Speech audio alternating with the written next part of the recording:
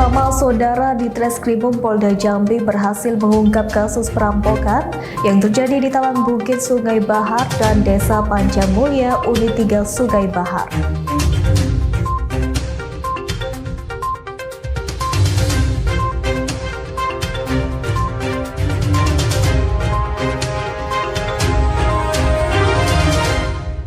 Selamat malam pemirsa, apa kabar Anda hari ini? Semoga Anda tetap sehat di tengah ancaman wabah COVID-19. Kami berharap Anda dapat menjaga diri dan keluarga serta tetap menjaga kebersihan, mencuci tangan, memakai masker, dan menjaga jarak. Senang sekali dalam beberapa waktu ke depan BTV News kembali menyapa Anda dengan sejumlah informasi terkini, menarik, dan inovatif dari berbagai wilayah di Provinsi Jambi. Bersama saya Salsa Ayu Amelia dalam BTV News selengkapnya.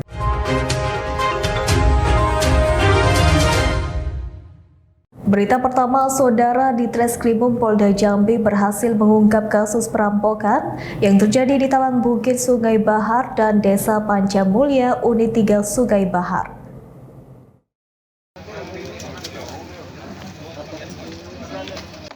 Tiga orang pelaku perampokan di 2 TKP di Sungai Bahar berhasil dibekuk polisi. Dari 3 orang yang ditangkap, 1 orang tewas dan 4 orang lainnya masih dalam daftar pencarian orang. Dari 3 orang pelaku tersebut, 2 berhasil diamankan, sedangkan 1 pelaku lainnya meninggal dunia akibat serangan jantung ketika sedang berselisih dengan rekannya. Di Treskrimum Polda Jambi, Kombes Pol Andri Ananta Yudhistira mengatakan saat dilakukan upaya penangkapan, pelaku melakukan penyerangan kepada petugas hingga terjadi baku tembak. Akibatnya pelaku terkena luka tembak di kakinya. Barang bukti yang berhasil diamankan yakni senjata api dan senapan angin modifikasi, amunisi peluru, pakaian, dan hasil rampokan. Kita, alhamdulillah tadi saya sampaikan korban tidak dilukai jiwa, tapi ada intimidasi di sana, ada kekerasan kata-kata di sana, ya, tidak sampai melukai. Tapi di Muba, ya, di Polres Muba, senjata ini juga digunakan untuk melukai korbannya. Artinya sudah banyak kejadian selain di Jambi, Pak? Ada kejadian di luar Jambi. Ya.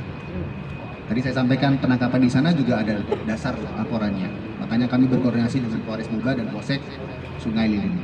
Untuk kedua tersangka Pak, apakah sudah ada pernah melukai korbannya Pak? Tadi saya sampaikan kan di tempat lain sudah. Ya, kita dari kiri dulu ya. Nanti mengarah ke kanan. Senpinya dari mana Pak Del? Dapatnya Pak Del? Ini rakitan.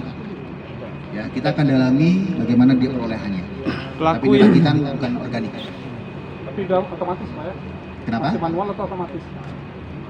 Ini otomatis. Ya, tapi rakitan. Ya. Oke. Pelaku yang ngancam untuk perkosaan korban yang mana Pak? Pelaku yang melakukan pengancaman untuk Nanti perkosaan. kan, ya kita akan tanyakan lagi. Yang pertama kan korban tidak tahu namanya siapa. Jadi begitu kita tampilkan fotonya, ya. Yang pertama juga rekan-rekan harus mengetahui posisi pelaku ini menggunakan shibu, menggunakan tutup kepala. Jadi mungkin tidak hafal satu persatu. Tapi senjata kalau misalkan korban tidak kooperatif, ada pelecehan juga di sana dari pengakuan korban.